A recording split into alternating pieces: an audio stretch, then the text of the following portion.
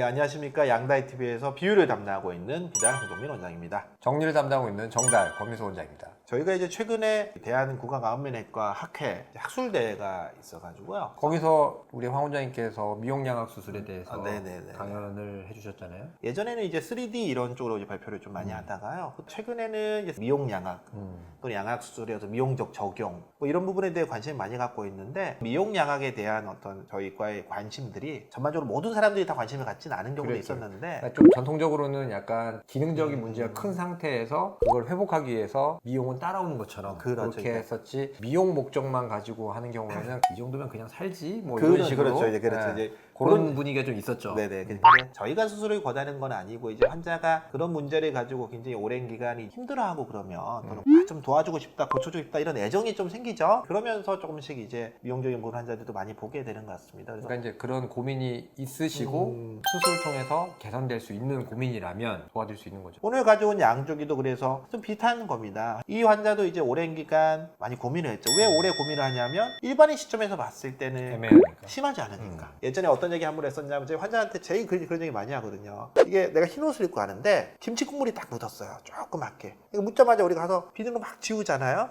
많이 지워졌어. 그러니까 잘 안 보여. 그냥 딱 보면. 근데 나는 알아 이거를. 근데 이게 김치 국물은 가려지지만 보통 가려지는 게 아니니까요. 이게 계속 이게 뭔가 계속 남는 거예요. 이게 계속 이제 스트레스라 그러면 양이 된다면 우리가 수술할 수 있죠. 그래서 이 환자도 오랜 기간 고민을 했고요. 우리가 옆면이나 또 45도에서 봤을 때 전형적인 주걱턱의 외모를 가지고 있죠. 위턱의 코 옆에 볼륨은 부족하고 그에 비해서 아래턱의 볼륨은 과한 듯한 느낌이 있는 수술하는 방식을 놓고 보면은 콧망울을 기준으로 해서 콧망울 아래는 양악술로 가능하고 콧망울 위는 이제 보형물로만 가능하기 때문에 이 환자는 콧망울 위아래가 다 이렇게 꺼져 있는 환자여서 이제 아래는 양악수술 위에는 눈밑보형물을 같이 시행했고요. 이 환자가 적절하게 수술을 통해서 아래턱을 줄인다 그러면 이게 얼마나 줄어야 되냐면요. 거의 이 환자의 경우에는 턱 하나가 다 없어지는 정도의 양이어야 된다. 그러니까 예를 들면 이 정도 환자를 가지고 우리가 윤곽 수술로 필요한 볼륨을 줄인다 그러면 턱을 다 깎아야 되는 거예요. 그러니까 그게 불가능하죠. 그러니까 주걱턱 환자는 윤곽 수술에 효과가 없다라는 얘기를 우리가 여러 번 드리는 거고요. 지금 정면에서 보면 수술 전과 수술 후를 비교해 봤을 때 수술 전에 있는 다크서클이 맞아요. 많이 좋아졌습니다. 많이. 눈밑 보형물이라는 게 눈 밑에 뼈 있는 부분이 받치면서 쓱 올라가게 되니까 전체 지방이 약간 위쪽으로 싹 올라옵니다. 그러니까 이게 마치 우리가 어떤 거냐면 눈밑 지방 재배치 수술이라 그래가지고 성형외과에서 눈밑 지방 이런 재배치하는 수술을 많이 하는데 눈 밑에 다크서클이 약간 비치는 부분들이 지방이 살짝 커버해주면서 덜 심해 보이는 느낌들이 생기는 것 같습니다. 그래 특히나 이제 이런 볼륨의 변화는 뚜렷하게 보이는 거는 다시 45도 또는 이제 옆면이 되고요. 한 45도 광대 앞쪽으로 뭔가 볼륨감이 생기는 거는 이거 눈밑 보형물의 효과인 거죠. 그래서 전반적으로 봤을 때 위에 약간 꺼졌던 부분들이 많이 채워지고 아래 약간 볼륨이 과했던 부분이 들어가면서 확실히 조금 더 좀 밸런스가 잘 맞는 균형이 잘 맞는 느낌이고요. 제가 이 환자 처음부터 조금 유심히 본 게 코였거든요.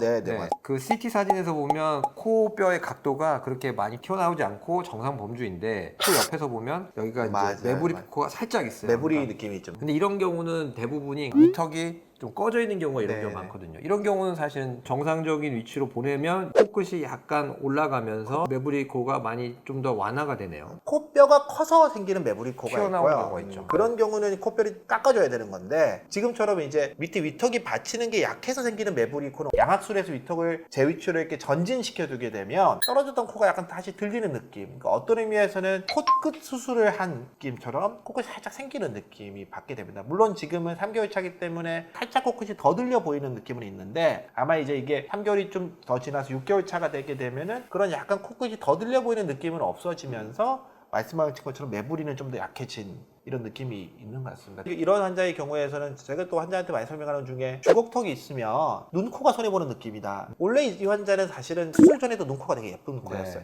주걱턱만 없어지게 돼도 예쁜 눈코가 좀 더 많이 보이게 되는 느낌이어서 수술 끝나고 나면 어떤 느낌이냐면 눈도 약간 반짝반짝 빛나는 느낌이고 코가 약간 높아 보이는 느낌이더라. 이거는 뭐 부모님이 잘 차려준 밥상에 이제 저희가 그냥 숟가락을 아니고요. 하나 얻는 거죠. 하나 더. 그건 좀 그렇다.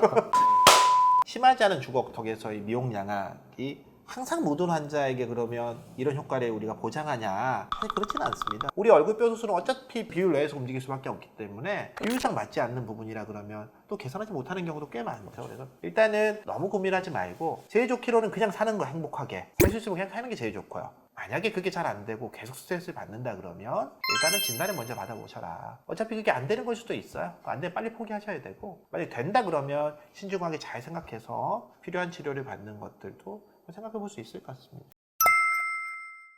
오늘은 되게 케이스도 좋았고 저희가 오늘은 멘트도 좀 잘 떨어지지 않았나 이런 느낌이 좀 있고요. 이 좋았던 내용들을 활용 우리 권 원장님의 점을 찍는 한 줄 정리가 있겠습니다. 네, 오늘 내용은 이렇게 정리하도록 하겠습니다. 미용량학 정확한 진단이 필수입니다.